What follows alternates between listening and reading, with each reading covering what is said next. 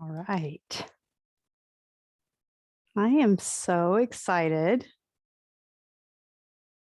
to tell you a story. So I'm Kim Rasmussen, and this is my first episode of Glad in Your Heart.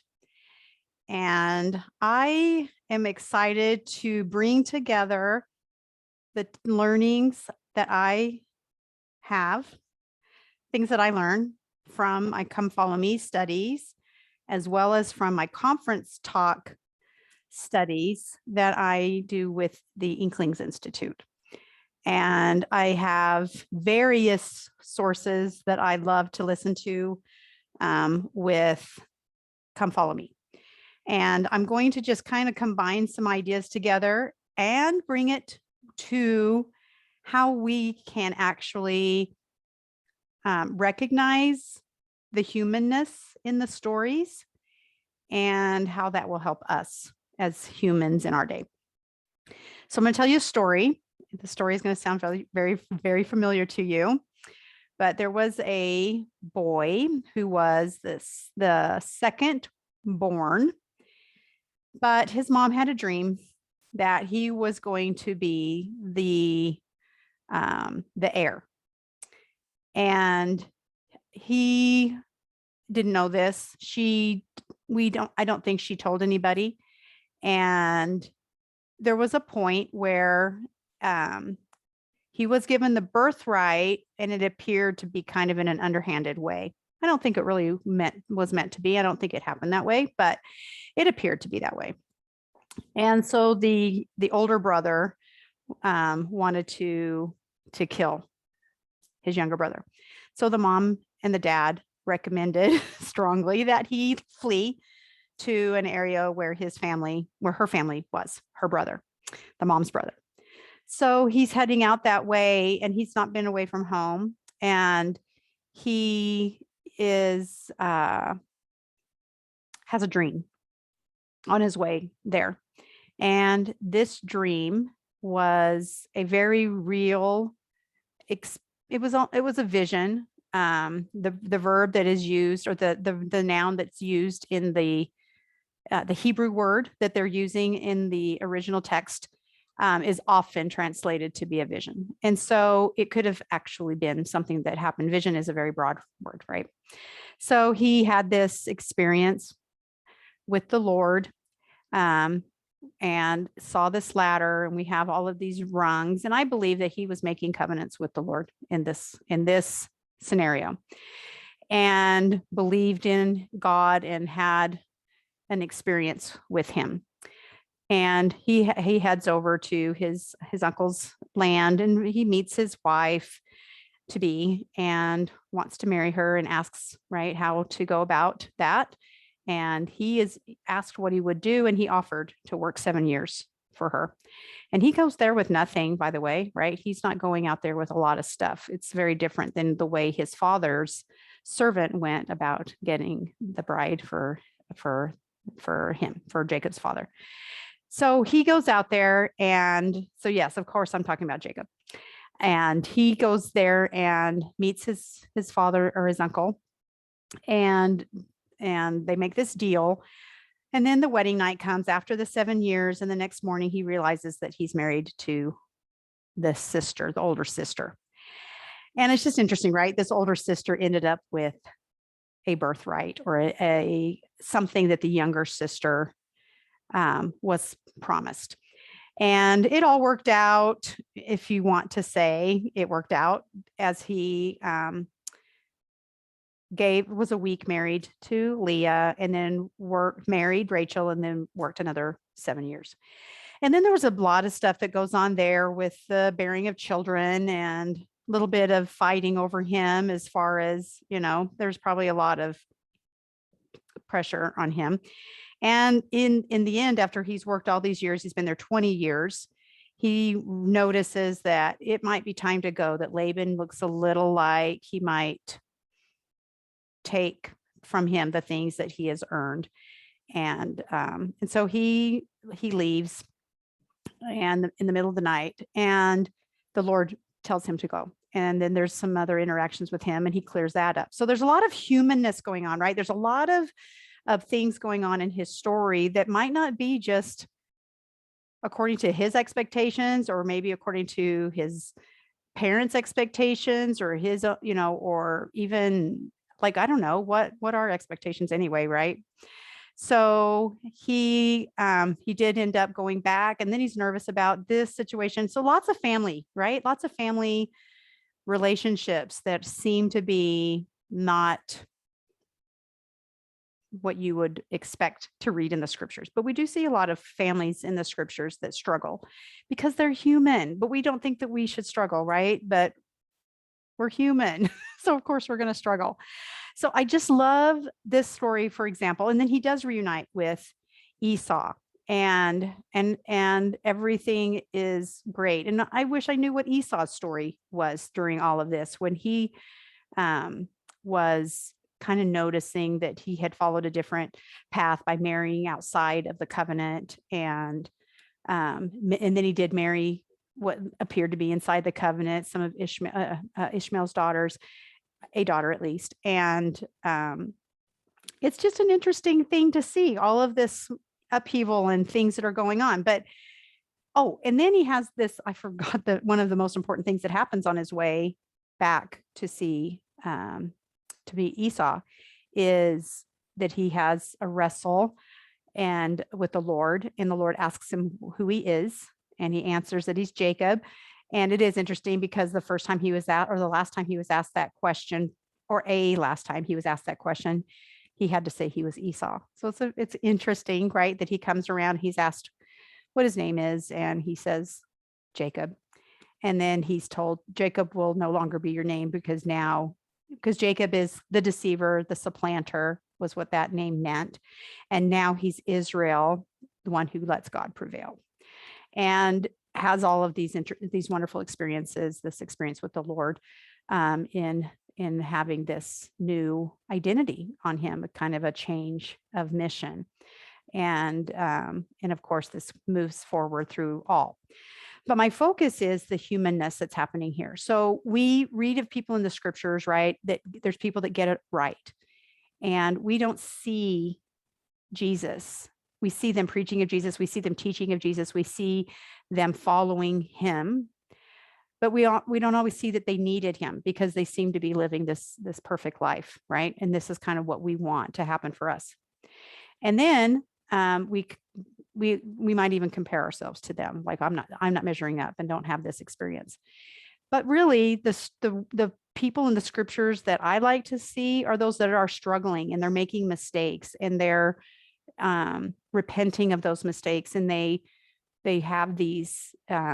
Sometimes it's a very quick, like sudden experience where they have this change of heart, and sometimes it's more like Jacob's story, where it's like little by little, and going to this place, and then going through the struggles of matrimony and child rearing and jealousy amongst his wives, and all of this stuff. And you see they needed Jesus, right? And so I just love those two types of things that happen in the scriptures. And in both of them, we don't see Jesus there, but we know he's there. The ones that are living the way, I guess, that we would think would be ideal, we think they don't need him, but Jesus is there with them.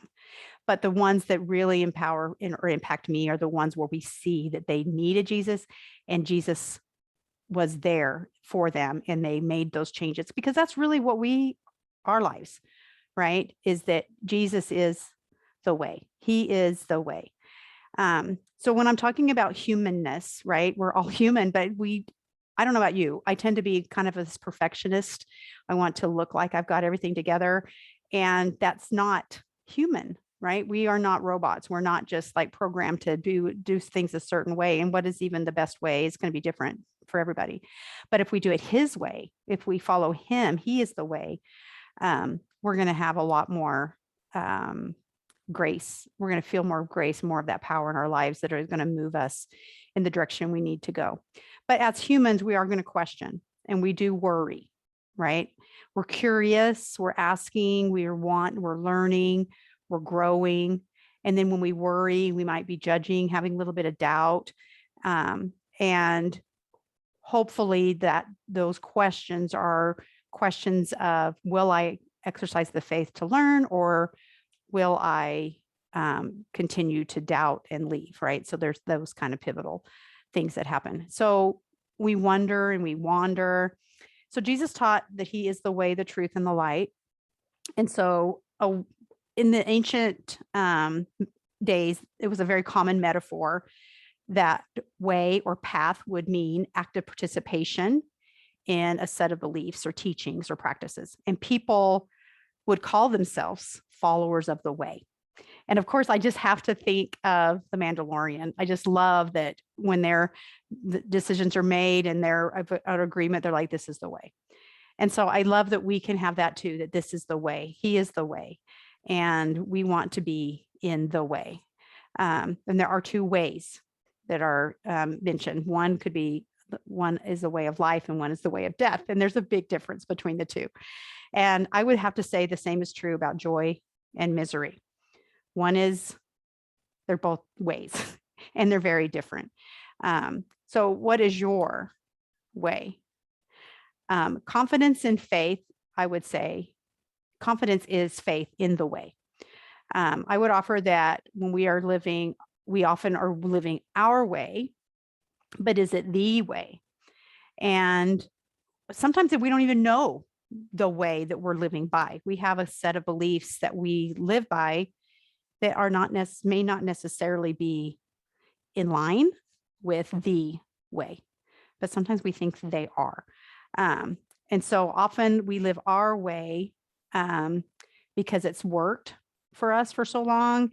We think it protects us and keeps us from pain. And, I am here to say, we just have to go through life and pretty much know that we're going to feel good and we're going to feel bad, right? It's all part of it. And parts joy, parts misery, but there's a balance right there, right? That we can strike of emotions, and we don't need to avoid hurting. But anyway, I get off track there. We often wonder, why am I like this, right? So I loved when Rebecca was pregnant with Jacob and Esau. That was a question she asked, why am I thus? And I like how David Butler said, it's like, why am I like this? That's a way of kind of asking that question. And we are a product of what we believe about ourselves. And often those beliefs come from comparisons we make or what others have repeatedly told us, particularly when we were younger, about ourselves. Or it could be, and then we keep telling ourselves those same things and believing those same things. It's kind of crazy, right? The things that we tell ourselves and believe. For example, I can't help it because I'm ADD, I'm depressed, I'm a perfectionist, I'm an overthinker, I'm a people pleaser, I have anxiety, right? So I can't help it. I was born this way, or I can't help it because I just have a lot on my plate right now. I'm really busy. I'm this way because of how I was raised, or because of certain situations, unemployment or health reasons, or people make it hard to love them or to trust them, or I'm this way because no one is my friend. No one chooses me. I don't have the kind of relationships I want to have. All of these things, right? And then we bring a lot of pain on ourselves. In the quiet heart is hidden sorrow that the eye can't see. I know a lot of our sorrows are real, and we want to have those feelings when we are having difficulties in relationships and with people we love. I would say we should feel sad and feel those feelings. When dark clouds of trouble hang over us and threaten our peace to destroy, there's hope smiling brightly before us. So we want to, right? We want to look for hope instead of just kind of staying in these miserable thoughts, which are thoughts. And this is what I wanted to talk about. These beliefs, these problems that I was just mentioning, right, are honestly the thoughts that we're thinking about things. They're not really facts, but we often think they are. And that's where Those are those thoughts about the circumstances we're in. Those are our problems. So things like people, disease, events, things that people say to us, those usually feel like the problem. But if that were true, how could we have joy regardless of what's happening around us, as President Nelson has taught? We have two choices. We have the choice of joy and we have the choice of misery. And our brain usually wants to offer up misery. It's just easier, takes less work. You can intentionally choose joy and gladden your heart. But what we don't often hear is how to do that. So sure, we know God's laws are what God's laws govern how to feel joy. But here is when it gets a little sticky for me. I like to fill my mind with truth. And I do notice that when I read something that feels true and gladdens my heart, I highlight it or write it down, because in that moment, it's going to be gone after that moment. And that's the part, right, that's hard.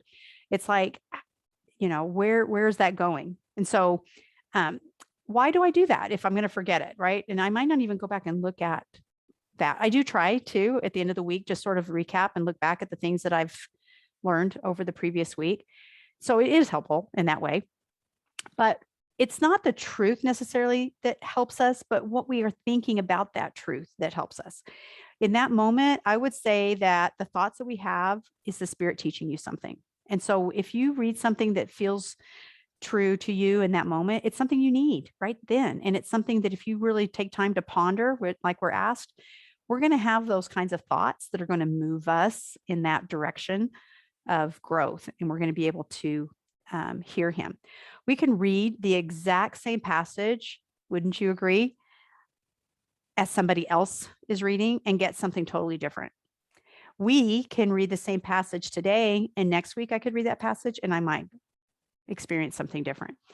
And because we change, and as we change, what we need to hear and read and what we need the Lord to tell us changes, which is why it is so important. We don't like that it's the Sunday school answers, right, that are the answers. We're like, give me something practical, right? But the reason that we want to do that is so that we can cut through those conflicting thoughts that we do have in our head. We read the scriptures, we listen to talks, we notice truth, and it's there just in that brief second. And then our brain starts crowding it out, right? That's why I write it down, because I'll forget it. But if I can keep that truth and look back at it and plant that seed, it means change. And really the natural man, that lower brain part of us, is like, no, we're good. We don't need to change. It's not a conscious choice. Your brain is just doing this. It happens. It thinks it's preserving you. It thinks it's protecting you. But if we can become aware that this is what does happen, we can hold on to that and redirect our thoughts back to those truths over and over and over again, and use those as our source instead of some of these other thoughts that we were talking about. And that's where the model comes in. It helps us see what we're thinking, be aware of what we're thinking. And then if we're aware of what we're thinking and what that brings into our life, then we are going to be better able to be aware of the thoughts that will help us, which is what I love about when I'm reading the scriptures and listening to talks and studying in these Inklings groups and listening to Come Follow Me podcasts and videos, is hearing all these truths and finding the ones that really resonate with me this week and trying to put those into my thoughts rather than the other sometimes toxic beliefs that I tend to believe. So beauty, I saw that this phrase has come up twice this week, at least from two different people. Beauty from the ashes, and it's in Isaiah 61, I think. And so beauty from the ashes, beauty can come from the ashes. And then I add, and somebody else that I listened to added, even if we started the fire. So often we're going to be making mistakes, right? We're going to make mistakes, and it is part of it. And the Lord will make beauty of that.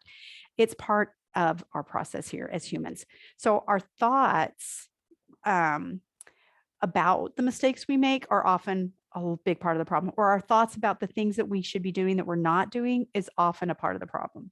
And so this is why those Sunday school primary answers are so always the right answer. We need to expose our brains to truth, and we need to do it often. So after church, you know how it is. I've had this experience when my kids were younger. I had this awesome feeling in church and just felt so like filled with the Spirit and so ready to recommit and do those things. And of course, in my brain, I'm like, I'm going to do it all.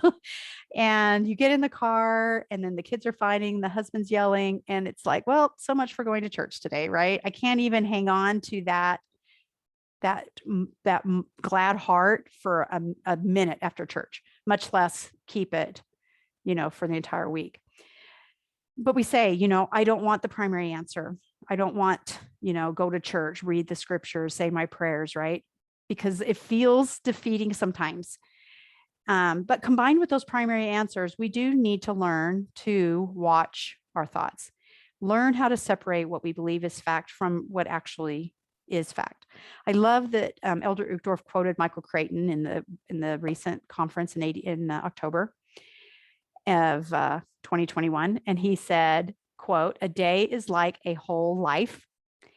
You start out doing one thing, but end up doing something else. You plan to run an errand and you never get there. And at the end of your life, your whole existence has that same haphazard quality too. Your whole life has the same shape as an entire day."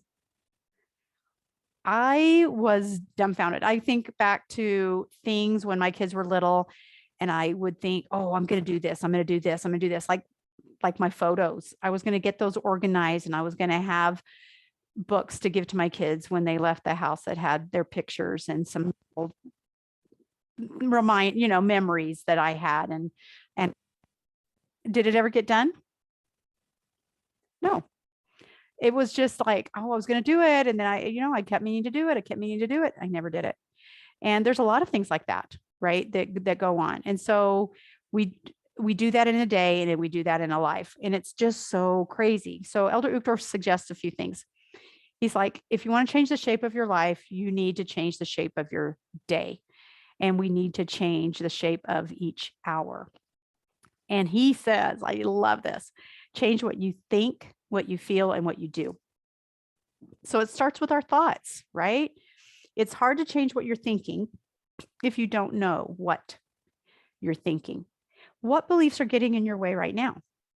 And I would say those thoughts, if they're getting in your way, or those beliefs, they're really doubts, right? Because they're going to have this negative feel to them. If they have this negative feel, they're probably a belief that's getting in your way. We don't even know what they are all the time. It's different for all of us, but I can tell you what I hear some women say, including myself. I must not be a good mom, or my kids would be doing this and this and this and this. And I need to do everything like her because her kids seem to be doing everything right. I'm not really a part of the Relief Society because I'm single, or I'm married to a person who's not a member of the church, or I feel I must not be measuring up in this life because I've never been chosen to be a president of anything or be in leadership, even in a presidency. I hear people say, people are judging me because I work outside the home instead of being home with my kids, or why is she always complaining? She has, if I had that, I wouldn't be complaining. She didn't have the common courtesy to tell me I was not needed to teach this class anymore, or the church didn't have the decency to, whatever. They're so lucky because they're skinny, or they're so lucky because their husband, honors his priesthood or does his callings or whatever. I deserve more respect for my students. I'm too busy to do my ministering or to, whatever. I can't believe she said that to me. I'm lonely. If he loved me, he would know what I wanted him to do. Okay. These are those kinds of beliefs that we have that are honestly doubts. They stop our progress. We cannot move forward believing those things. But we really do believe they're fact. We think we're observing things that are happening. And the problem is that we're not. Those things are not happening in our head. They're happening. We are deciding from what we see that this is happening. Maybe it is true that you have never been chosen to be in a presidency, but what we make that mean is the problem. We make it mean things that are not true.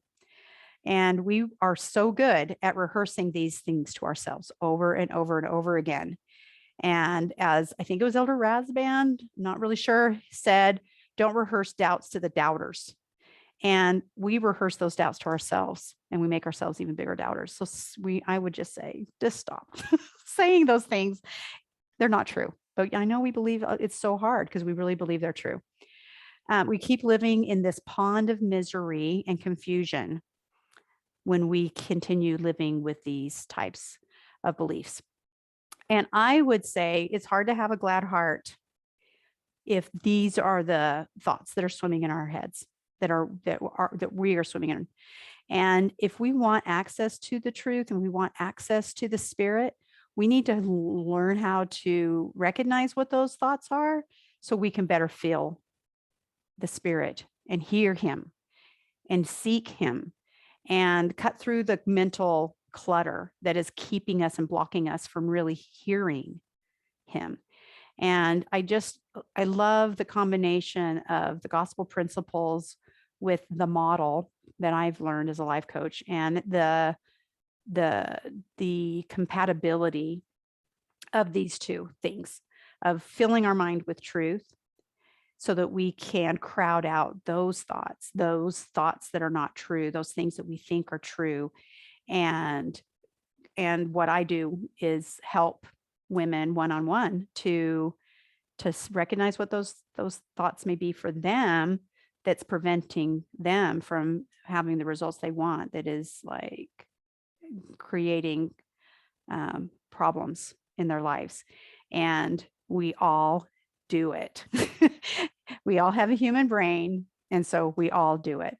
But being aware is such a powerful place to come from. And particularly if we read in the scriptures and see others that are human like we are, we can get some traction there too, in recognizing that they needed the Savior, and they had times when they had to debunk the beliefs that they were living by, until they were able to and replace them with these truths that the Lord was able to provide them.